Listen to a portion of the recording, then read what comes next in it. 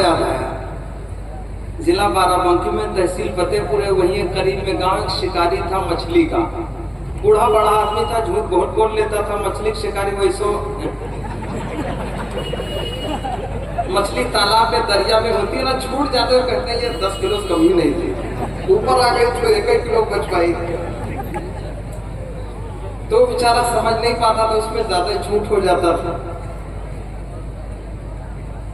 तो एक दिन लड़के बैठे 4-6 और कहा बाबा शिकार की जब बात करते तो उसमें झूठ ज्यादा हो जाता, थोड़ा घटा लिया करो ना। तो कहा भैया आपकी जब ज्यादा होगा तो हमको किसी तरह रोक देना, बता देना, इशारा कर देना, कोई और ना समझ पाए, तुम ही लोग समझो जितने लोग। तो लड़कों ने कहा बाबा जब ज्यादा होगा तो हम लोग ऐसे ऐसे करेंगे, तो समझ जाओ ज्यादा तो घटा लेना। बात तय पाई गई। बच्चे बैठ गए, शाम के वक्त असर के वक्त कहा बाबा को शिकार का हाल बताओ। तो कहा भैया हम लोग, बाबा ने कहा कि सुबह हम गए थे और वो जो लग्गी होती है ना, क्या कहते हैं भैया हम नहीं समझ पाएंगे, वो बांस की होती है ना, उसमें डोरी बंसी, हाँ तो ठीक।